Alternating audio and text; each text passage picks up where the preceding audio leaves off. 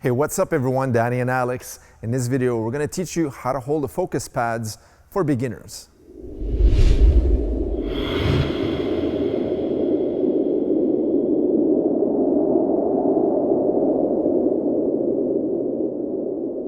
All right, so first off, before we start showing you how to hold the pads, it's always really important to understand that when you're the person who's holding the mitts for your athlete, that you're always nice and relaxed, okay, from the shoulders down. So you don't want to be too stiff. So one of the common mistakes is people will start to hold the pads like this, beside themselves like this, all right? This is wrong. When he starts to hit the pads, I'm going to injure my own shoulder, all right? This is very wrong. And from the front, this is what it looks like, okay?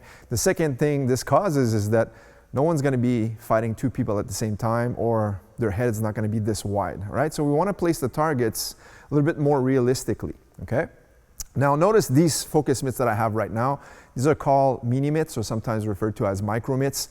Usually the smaller mitts are reserved for the people who are much more experienced. Okay, Alex has been training Muay Thai for about 8 years already, so this is a little bit more precision type of striking, whereas a bigger focus pad will give you more of a target for someone who is a beginner, okay? So that being said, if you're training with a beginner, you don't want to have your focus pads right in front of your face like this, because sometimes it'll happen that beginners will miss the pad and hit you right in the face. So you want to have the pads separate like this, and if you see from the side, now my arms are very relaxed and my elbows are placed in front of me like this, all right? Not to the side.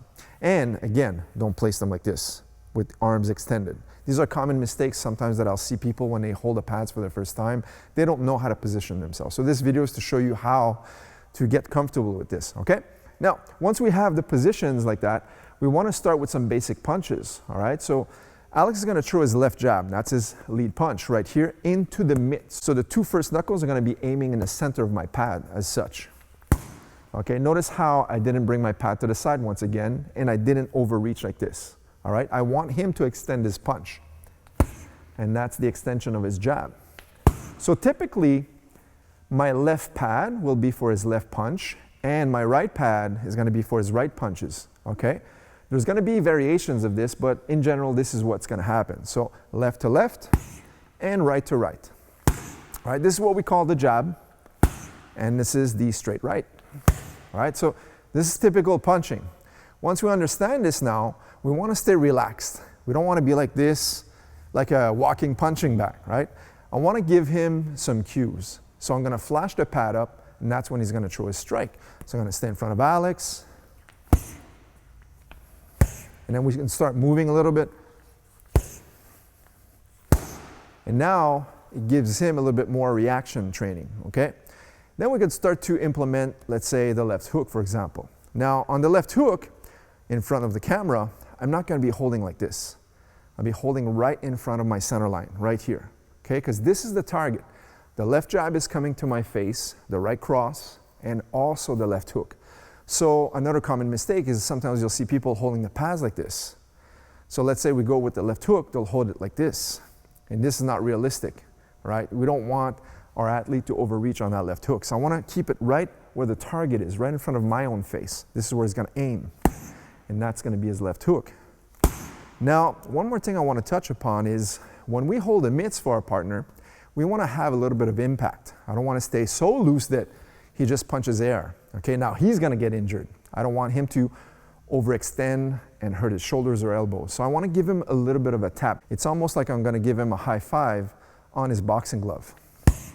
And the right hand. See a little high five right here. See? That way there, he gets a little bit of a resistance and he could start to train with a little bit more power, and it's almost the effect of a heavy bag, okay? Now if we put those punches together, we already have our first combination. So we work the left jab, the right straight, and that left hook. If we put them together now, that's the first combo. A little bit slower. Boom, boom, boom. Again, boom, boom, boom. And now fast. Okay, so now we can start to make many combinations. The video is not to show you guys a bunch of different combinations we do in Muay Thai, mixed martial arts, as well as in boxing.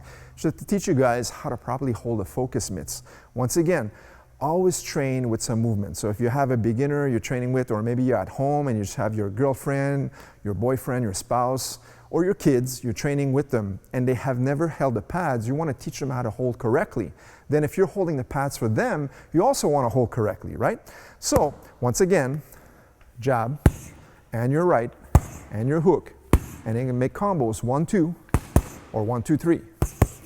So to wrap everything up, we're just going to go with the jab cross hook, and notice how everything is tight, right? Everything is inside, as opposed to holding here and here. If I was to hold jab cross hook like this forces my athlete to start throwing the jab cross hook very wide, and that's the wrong way to throw the punches, and it also teaches him the bad habits of opening up as he fires out. He wants to stay nice and tight every time he throws his combinations. His hands are going to be in a guarded position, okay? So by keeping everything inside when you hold the mitts for your partner, you're teaching them good habits that they're going to instill throughout the training.